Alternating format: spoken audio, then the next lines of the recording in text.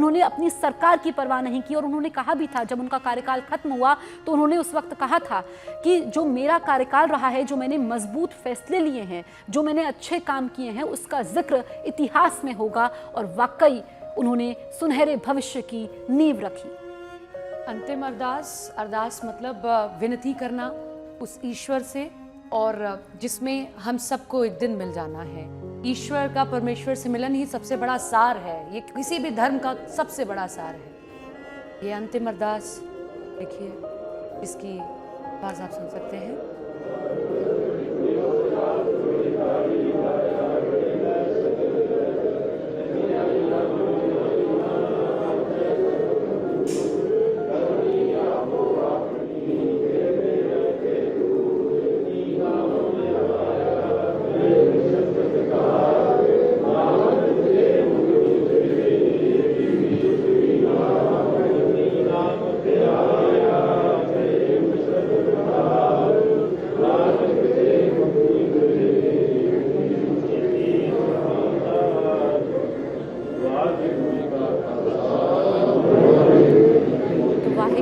खालसा वाहिगुरु जी की फतेह के साथ ही ये अंतिम अरदास संपन्न हुई है।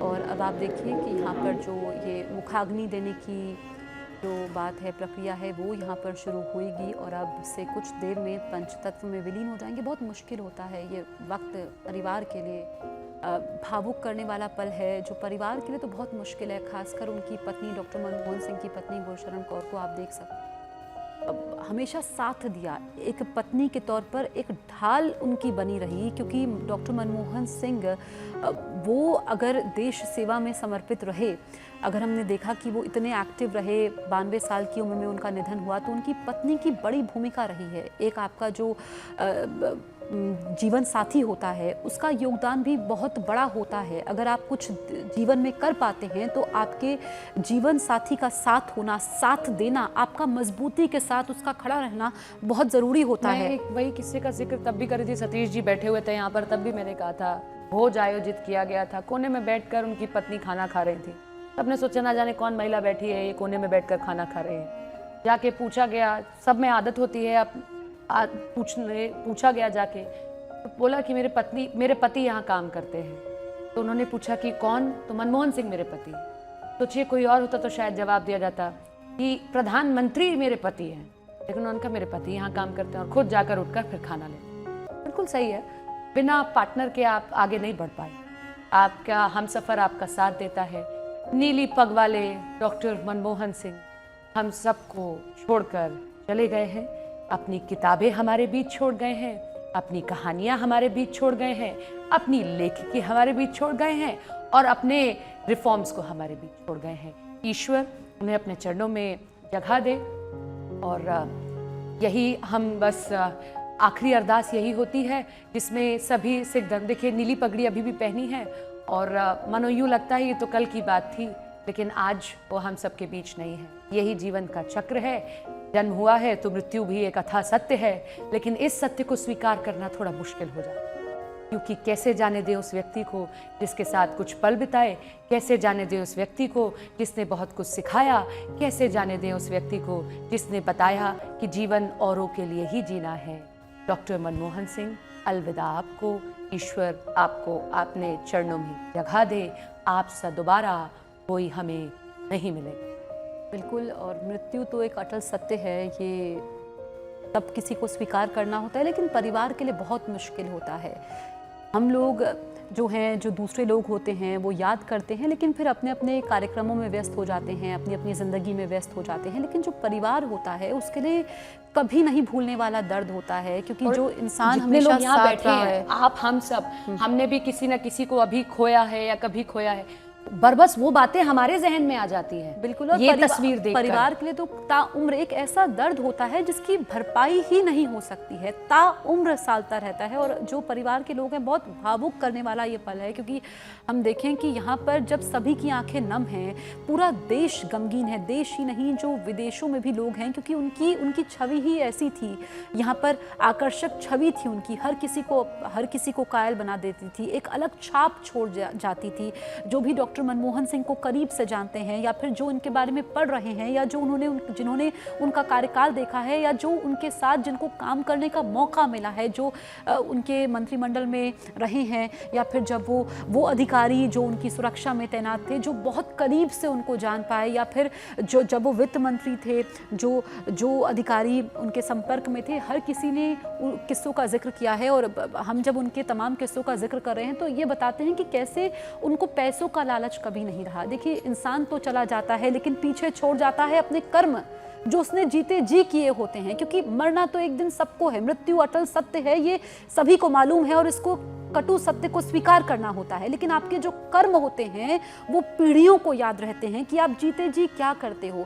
डॉक्टर मनमोहन सिंह के बारे में कहा जाता है, जब क्योंकि उनके पास मारुति 800 थी, उनको बहुत पसंद थी उसी गाड़ी का, लेकिन जब वो पीएम बने तो उनकी जो दूसरी गाड़ी थी तो वो कहते थे हमेशा, क्योंकि जो उनकी सुरक्षा घेरे में अधिकारी थे उन्होंने उस बात का जिक्र किया कि जब वो निकलते थे तो उस गाड़ी को देखते थे, लेकिन उनके अधिकारी बताते थे कि ये दूसरी गाड़ी इसीलिए है, आपकी सुरक्षा के लिए है। लेकिन उन्होंने ये बतला दिया जीवन में कि सादगी में ही जीवन है, जो सादगी का मज़ा है वो किसी और चीज़ में नहीं। और ये आप देखिए कि यहाँ पर जब अंतिम अरदास हुई है, अब यहाँ पर उनको मुखाग्नि दी जाएगी। यहाँ पर आप देखिए कि पूरी तैयारी हो चुकी है, राजकीय सम्मान के साथ यहाँ पर उनका अंतिम संस्कार हो रहा है। 7 दिन के राजकीय शोक का ऐलान भी यहाँ पर किया गया है। और ये आप देखिए, क्योंकि यहाँ पर अंतिम अरदास के बाद अब यहाँ पर जो अंतिम क्रियाएं होती हैं सपना वो हो रही हैं और उसके बाद उनको मुखाग्नि दी जाएगी, जिसके बाद वो पंचतत्व में विलीन हो जाएंगे। लेकिन यहाँ पर ये जो तस्वीर है आप देखिए कि इस वक्त सरकार के, केंद्र सरकार के तमाम गणमान्य लोग यहाँ पर मौजूद हैं। खुद पीएम मोदी मौजूद हैं,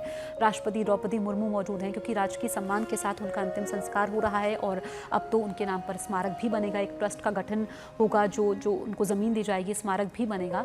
लेकिन मनमोहन सिंह तो यादों में रहेंगे ही, लेकिन ऐसे शख्सियत होना, ऐसा हीरा होना जिसकी चमक उसके जीते जी तो रहे, उनके जाने के बाद भी वो चमक बिखेरता रहे, ऐसे बहुत कम लोग होते हैं। आज के दौर में तो उनके जैसे व्यक्तित्व का होना ये आसान नज़र नहीं आता है और संभव अभी तो फिलहाल नहीं लगता है कि उस कद का कोई उस कद तक, उनके करीब तक भी पहुंच पाए। इस तस्वीर को देखकर अब किस्से कहानियों से ज़्यादा मुझे परिवार के साथ संवेदनाएं आ रही हैं, क्योंकि यही वो वक्त होता है जब परिवार टूटता है। लगता है कि अब कोई जो गया है वो वापस कभी नहीं आएगा, हमारे बीच रह जाएंगे। बेटियां याद करेंगी कि कभी पापा के साथ बैठकर खाना खाया था, पत्नी याद करेंगी कि कल तो मेरे साथ ही बैठे थे, आज चले गए, वो मुझे ये कहते थे, वो मुझे वो कहते थे।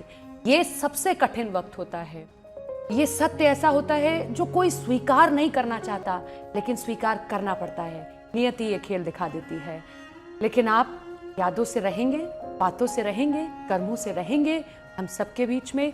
हम 1991 जब याद करेंगे, या हम अपने आने वाली पीढ़ी को बताएंगे जब वो संयम खोएंगे या हम संयम खोएंगे, तो हम बस आपको याद कर लेंगे कि अरे मनमोहन जी अगर संयम रख सकते हैं तो हम भी रख लेंगे। वो भी तो प्रधानमंत्री के पद तक यूं ही 2 दिन में तो नहीं पहुंच गए थे, एक लंबा अरसा उनको लगा था। तो हम भी आने वाले समय में कुछ ना कुछ तो बन ही जाएंगे अगर अपने कर्मों के साथ लगे रहेंगे। ये वक्त बड़ा मुश्किल वक्त होता है। पंचतत्व में विलीन हो जाएंगे डॉक्टर मनमोहन सिंह। पंचतत्व जिससे एक इंसान का शरीर बनता है, भौतिक तौर पर एक शरीर बनता है, उसी मिट्टी में जाकर आपको, हमको, सबको मिल जाना है। कहने में बहुत आसान लगता है, करने में बड़ा मुश्किल होता है। ये वक्त जिस मिट्टी से आए हैं उसी मिट्टी में मिल जाएंगे, ऐसे बहुत कम लोग होते हैं जिनके जाने का इतना दुख होता है, क्योंकि जो मृत्यु है वो अटल सत्य है, हर कोई जाता है, लेकिन किसी के जाने से जो शून्य बना है, जो ये यहाँ पर उसकी भरपाई नहीं हो सकती है। आप ये समझिए कि डॉक्टर मनमोहन सिंह जिन्होंने ये बताया कि आप कम बोल करके भी, ज़रूरी नहीं है कि हर बात पे आप जवाब दें, अगर आपको कोई बात पसंद नहीं है या हर बात पर प्रतिक्रिया देना ज़रूरी नहीं है, जो आज की युवा पीढ़ी नहीं समझती है, जो हम लोग नहीं समझते हैं। हमें लगता है कि अगर हमने अपनी बात बेबाकी से नहीं रखी है, अगर किसी ने हमें कुछ बोला है और उसका अगर हमने जवाब नहीं दिया है तो फिर हम तो पीछे छूट गए। लेकिन डॉक्टर मनमोहन सिंह ने ये बतलाया कि संयम से, कम शब्दों में, चुप्पी से भी आप वो जवाब दे सकते हैं जो आप बोल करके भी नहीं दे सकते हैं, क्योंकि यहाँ पर डॉक्टर मनमोहन सिंह ने कहा था कि मैं यहाँ पर मजबूर नहीं हूँ, मैं मजबूती से अपनी बात रख सकता हूँ, लेकिन जहाँ पर ज़रूरत हो। ये 2 तस्वीरें इस वक्त आप देखिए, निगम बोध घाट की ये तस्वीरें हैं जहाँ पर पूरा गांधी परिवार भी मौजूद है, बेहद करीबी रहे। अब वो वित्त मंत्री जब वो बनाए गए, क्योंकि विदेश यात्रा करके लौटे थे डॉक्टर मनमोहन सिंह, और पीवी नरसिम्हा राव का फ़ोन उनको जाता है। उसके बाद उनको लगता है कि ये किसी सपने जैसा है, वो उस पद को स्वीकार करते हैं। 90 का दौर आसान नहीं था, उन्होंने अपने फैसलों से आसान बनाया, जीवन को आसान बनाया। बचपन में गरीबी में यहाँ पर जीवन उनका बीता, विभाजन का दंश उनके परिवार ने झेला। पेशे से वो एक शिक्षक रहे, पंजाब यूनिवर्सिटी में पढ़ाया, फिर उसके बाद दिल्ली आए, दिल्ली में वो प्रोफेसर रहे और आरबीआई के गवर्नर वो रहे। फिर उसके बाद जब 90 का दौर था, वो आसान नहीं था, आसान बनाया अपने कामों से, अपने इरादों से, अपने निश्चय से, अपने फैसलों से। और हमारा देश का सोना गिरवी रखा हुआ था, उस सोने को वापस उन्होंने दिलवाया। उसके बाद अगर हम बात करते हैं लाइसेंस राज की, उसको उन्होंने खत्म किया। रोजगार की बात करते हैं तो मनरेगा का जिक्र आता है, राइट टू इंफॉर्मेशन का जिक्र आता है, राइट टू एजुकेशन का जिक्र आता है, महिला सशक्तिकरण की बात आती है। उसके बाद अगर हम बात करें आधार कार्ड, जो आज हर भारतीय की पहचान है, इतना कुछ उन्होंने देश को दे दिया जिसने पीढ़ियों को, यहाँ पर पीढ़ियों के भविष्य को सुनहरा कर दिया है। जब डॉक्टर मनमोहन सिंह ने कहा था कि मेरे कामों का उल्लेख इतिहास में होगा, बिल्कुल सही उन्होंने भविष्यवाणी कर दी थी और वो उन्होंने भविष्य लिख दिया था, सुनहरा भविष्य लिख दिया था। अगर आज हम कंधे से कंधा मिला करके दुनिया के यहाँ पर विकसित देशों के साथ खड़े हैं, अगर आज भारत को पहचान मिली है, चाहे हम तीसरी बड़ी अर्थव्यवस्था कहते हैं, क्योंकि उन्होंने अपने कार्यकाल के समय देश में बैंकों की कई शाखाएं खुली, तो वो सिर्फ डॉक्टर मनमोहन सिंह की वजह से खुली। भले ही उनकी सरकार पर आरोप लगते रहे, कांग्रेस की जो यूपीए 2 की सरकार थी उसमें घोटालों का आरोप लगा, लेकिन वो बेदाग रहे। आसान नहीं होता है कि आप किसी पद पर हैं,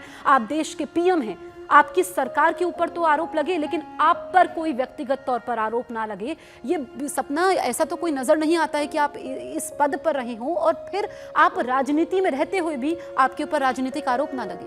क्योंकि अपने लिए कोई लाभ नहीं उठाना था लाभ तो देश के लिए उठाना था, लोगों के लिए उठाना था। इसलिए लोग भी ये समझते थे कि मनमोहन सिंह को कुछ न कहा जाए।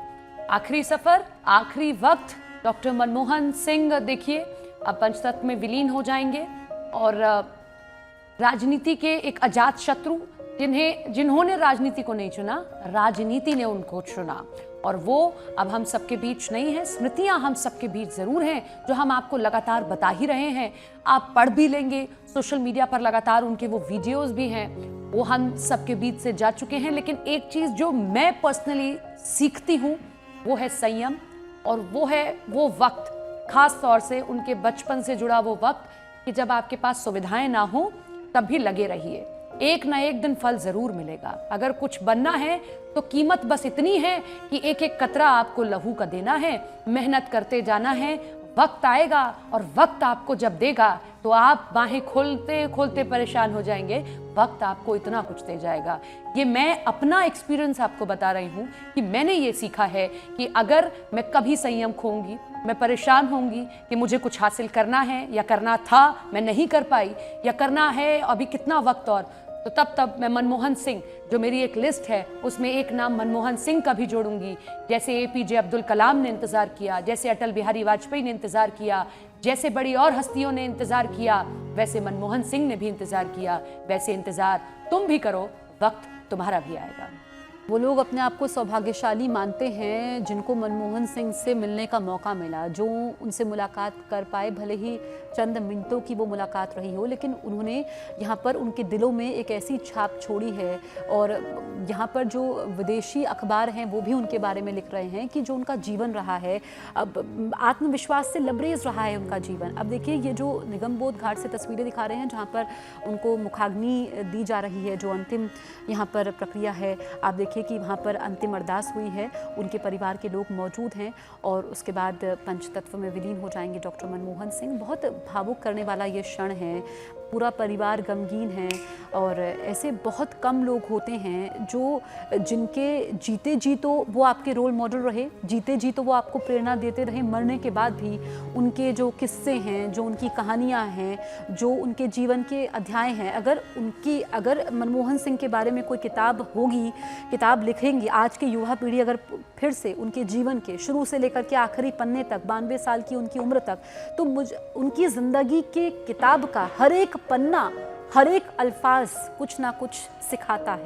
सिखाता है जीवन जीने का तरीका, सिखाता है कि सादगी में कैसे रहना है। जो सादगी में आकर्षण है वो किसी चीज़ में नहीं है। चकाचौंध से दूर रहे, ज़्यादा वो राजनीतिक कार्यक्रमों में जीवन के आखिरी पड़ाव में, तो क्योंकि उनकी उम्र ने उनका साथ नहीं दिया, लेकिन हौसला था, जीवन जीने का हौसला, राष्ट्र के प्रति उनकी जो सोच थी, जो उन्होंने कठोर निर्णय लिए, अपनी बात पर अडिग रहते थे, कम ज़रूर बोलते थे, चुप रहते थे, लेकिन अपनी बात पर अडिग रहते थे। और वो उनके फैसलों से जाहिर होता है कि जो उन्होंने फैसले लिए, उन्होंने अपने बारे में नहीं सोचा, पद के बारे में नहीं सोचा, पार्टी के बारे में नहीं सोचा, देश के बारे में सोचा। चाहे फिर वो न्यूक्लियर डील हो, वो एक सबसे बड़ा फैसला है जिसका जिक्र आज अमेरिका के राष्ट्रपति भी कर रहे हैं। अब ये 10 तस्वीरें इस वक्त हम आपको दिखा रहे हैं। आप देखिए कि यहाँ पर राष्ट्रपति द्रौपदी मुर्मू पहुँची हैं, जो उनका अंतिम संस्कार यहाँ पर हो रहा है। इसके अलावा अगर हम आपको दिखाएं तो उपराष्ट्रपति भी यहाँ पर पहुँचे हैं, पीएम नरेंद्र मोदी। इसके अलावा अगर हम देखें तो नेता प्रतिपक्ष राहुल गांधी भी पहुँचे हैं। गांधी परिवार के बेहद करीबी रहे, सोनिया गांधी के विश्वास पात्र रहे। आसान नहीं था सोनिया गांधी के लिए भी पीएम पद को ठुकराना, उसके बाद डॉक्टर मनमोहन सिंह को उस गद्दी पर बिठाना। एक कार्यकाल तो उन्होंने पूरा किया, फिर दूसरे कार्यकाल में भी उनको पीएम उन्होंने बनाया, और फिर जो घोटाले के आरोप तो लगे, उस सरकार पर कई आरोप लगे, लेकिन मनमोहन सिंह की छवि धूमिल नहीं हुई। 10 तस्वीरें जिसने उनको श्रद्धांजलि अर्पित की। गणमान्य अतिथि लोग वहाँ पर मौजूद रहे, सभी ने उनको श्रद्धांजलि अर्पित की। भूटान नरेश जिमे खेसर भी यहाँ पर पहुँचे, श्रद्धांजलि अर्पित की गई है और सभी इस वक्त निगमबोध घाट पर मौजूद हैं। पंचतत्व में विलीन हो जाएंगे अब से कुछ देर बाद डॉक्टर मनमोहन सिंह। ये 4 तस्वीरें आपको दिखा रहे हैं। प्रधानमंत्री नरेंद्र मोदी पहुंचे, गृह मंत्री अमित शाह पहुंचे, रक्षा मंत्री राजनाथ सिंह ने उनको श्रद्धांजलि अर्पित की। केंद्रीय मंत्री और बीजेपी के राष्ट्रीय अध्यक्ष जेपी नड्डा भी पहुंचते हैं और अपनी श्रद्धांजलि अर्पित करते हैं। मनमोहन सिंह, अलविदा, यादों में आप हमेशा रहेंगे। उदारवाद के शिल्पकार की ये अंतिम विदाई की ये अंतिम तस्वीरें आप देख रहे हैं। देश नमन कर रहा है, देश सलाम कर रहा है, देश डॉक्टर मनमोहन सिंह का सम्मान कर रहा है। देश ऋणी है डॉक्टर मनमोहन सिंह का हमेशा के लिए। आने वाली पीढ़ियां उनकी ऋणी रहेंगी कि जो उन्होंने फैसले लिए, जो उन्होंने मजबूत भारत की नींव रखी, उसके लिए हम उनके शुक्रगुजार हैं। ये निगमबोध घाट से तस्वीरें हम आपको दिखा रहे हैं। देश के पहले सिख प्रधानमंत्री डॉक्टर मनमोहन सिंह, और जब उन्होंने पीएम की गद्दी संभाली, उसके बाद 2 कार्यकाल यानी कि 10 साल तक वो देश के पीएम रहे, बेदाग रहे। अपनी उन्होंने ऐसी छाप छोड़ी जो लोगों को प्रेरित करती रही कि जब भी किसी से मिलते थे, सरल स्वभाव से मिलते थे। आसान नहीं होता है कि आप किसी पद पर हो और उसके बावजूद भी आप उतनी ही सादगी से मिलो जैसे आप पहले मिला करते थे, जैसे आपका कोई दोस्त आपसे मिलता है। लोग अपने किस्से बताते हैं कि जब वो पीएम थे, जब उनसे जब भी मौका मिला, चाहे मुलाकात 2-3 मिनटों की भी रही हो, तो भी चाय का पूछते थे। और जब उनको कोई चाय पहले देता था तो वो कहते थे कि नहीं, जो मेहमान आए हैं उनको दीजिए। ऐसे व्यक्तित्व, ऐसा होना, जब आप देश के पीएम की कुर्सी पर हो, उसके बावजूद आपके पैर ज़मीन पर हों, आप अपने आप को एक आम नागरिक समझें, लोगों से वैसे ही मिले, आसान नहीं होता है, आसान बनाना पड़ता है। और ये आसान बनाया डॉक्टर मनमोहन सिंह ने। परिवार जो कि कंधे से कंधा मिलाकर खड़ा रहा, परिवार भी एक नींव होता है। जो उनकी पत्नी गुरशरण कौर है, उनकी जीवन संगिनी है, जीवन साथी हैं, लेकिन डॉक्टर मनमोहन सिंह अगर आज अमर हो रहे हैं तो उनकी पत्नी का अहम योगदान है, जिसकी वजह से वो राष्ट्र निर्माण में अहम भूमिका निभा पाए।